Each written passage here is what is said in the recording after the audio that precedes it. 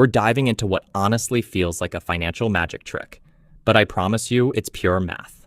We're going to unravel the central mystery of how someone can keep a $90,000 income without owing a single cent in federal income tax to the IRS. I know it sounds a lot like clickbait, but we're going to look strictly at the tax code and the actual structural mechanisms that make this entirely possible.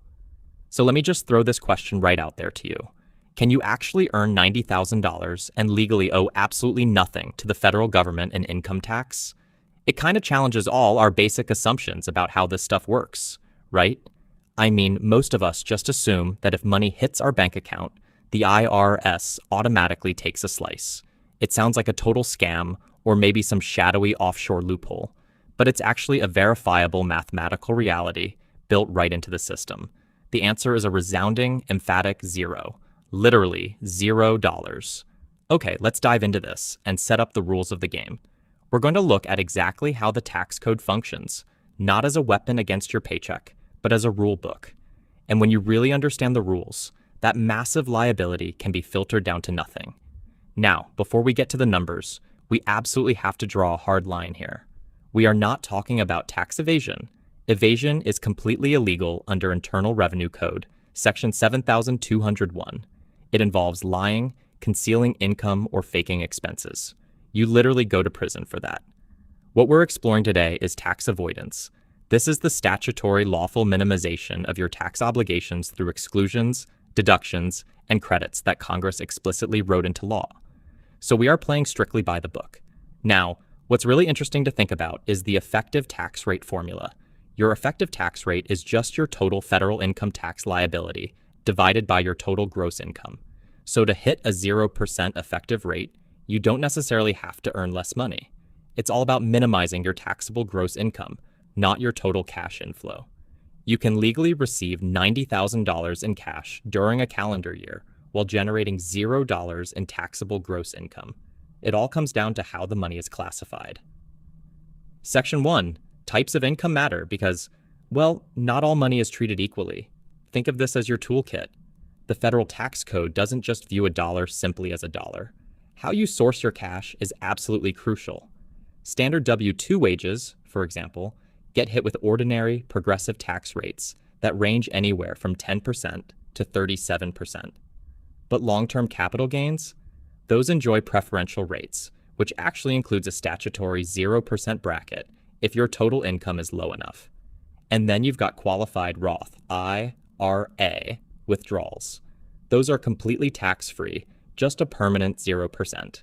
The way you make your money directly dictates the tax you pay on it. Moving on to Section 2, the tax reduction pipeline, filtering your income to zero. So, let's look at the operational stages to see how this builds. Picture a giant sequential filtering system.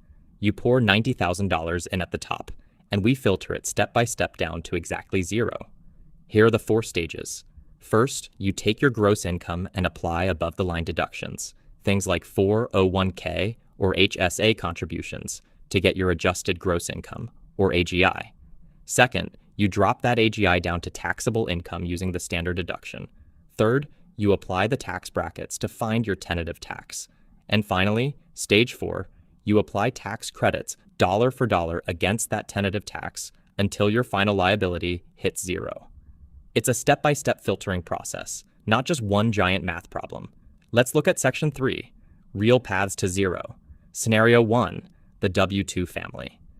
Okay, let's bring this theory to life. You might think traditional employees are just out of luck here, but that's a total myth.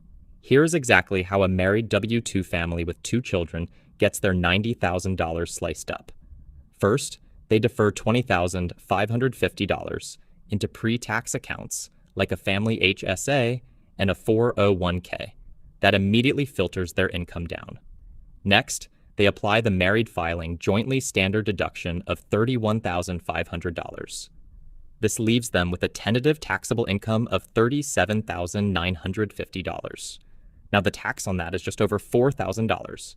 But because they have 2 kids under 17, they claim $4,400 in child tax credits, and that credit completely wipes out the remaining tax bill.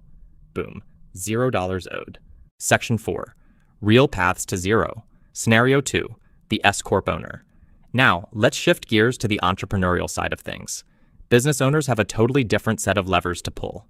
An S Corp owner doesn't just take $90,000 as a straight salary. Instead, they strategically split their net profits. They might take, say, $40,000 as W-2 reasonable compensation for the actual work they do, and then take the remaining $50,000 as shareholder distributions. Why do this? Because those shareholder distributions are completely exempt from FICA payroll taxes. That is a massive immediate savings before we even touch federal income tax. And it doesn't stop there.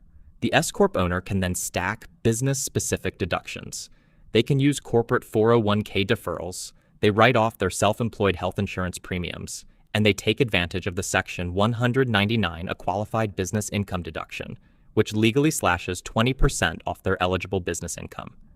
After the standard deduction, if there's any tiny bit of tentative tax left over, it can be wiped out with something like a residential energy credit.